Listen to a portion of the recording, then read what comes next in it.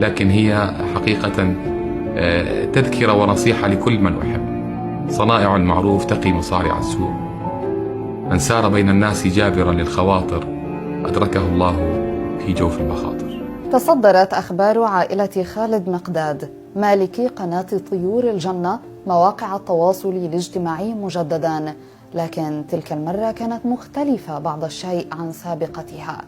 فالعائلة التي اعتادت أن تدخل المرح على نفوس الكبار قبل الأطفال تصدم متابعيها بنبأ زواج خالد مقداد الثاني.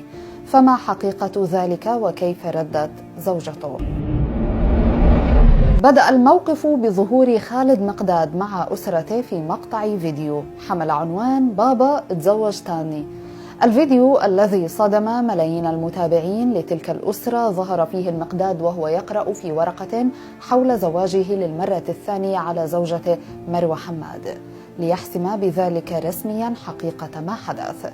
فبعد تكهنات كثيرة وشائعات أكثر طاردت تلك الأسرة بشأن حالات الزواج والطلاق في العائلة وأيضا الحمل والإنجاب، خرج المقداد مؤخرا ليعلن في فيديو عائلي كوميدي حقيقة كل ذلك. المقداد نفى خلال مقطع الفيديو الذي ظهر فيه برفقة أسرته شائعة زواجه الثاني.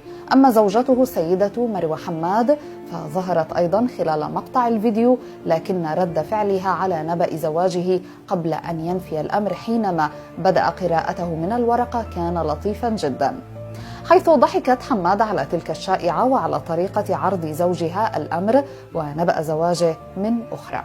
الشائعات حول عائلة خالد المقداد لم تكتفي برب الأسرة فقط، بل كان لابنه الوليد نصيب منها، حينما ذكر الكثيرون عبر مواقع التواصل الاجتماعي أنه رزق بمولوده الأول. فخرج الوليد رفقة أبيه في مقطع الفيديو ليحسم ذلك الأمر نافيا حمل زوجته من الأساس. عائلة المقداد التي أطلت على الجمهور العربي عبر شاشة طيور الجنة المخصصة للأطفال ويملكها والدهم، مكونة من خالد المقداد وزوجته و5 أبناء هم الوليد والمعتصم بالله وجنى وجاد وإياد.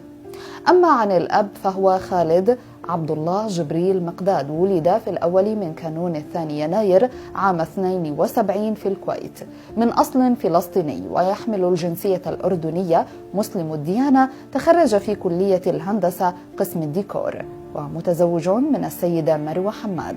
بدأ العمل في مجال الأطفال في عام 1994 فقام بعمل فرقة طيور الجنة للأطفال في عمان، وأنتج الكثير من أغاني الأطفال.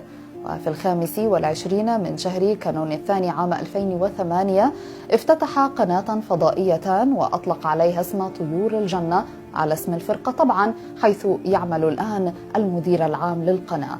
طموحه كما ذكر في العديد من الفيديوهات واللقاءات الإعلامية أن يرى في المستقبل القريب طيور الجنة أصبحت منظومة إعلامية متكاملة تخاطب جميع الشرائح في المجتمع. يقضي المقداد معظم وقته في متابعة أعماله ويحرص دائما على أن تكون في أفضل صورة، وذلك برفقة أبنائه ال5.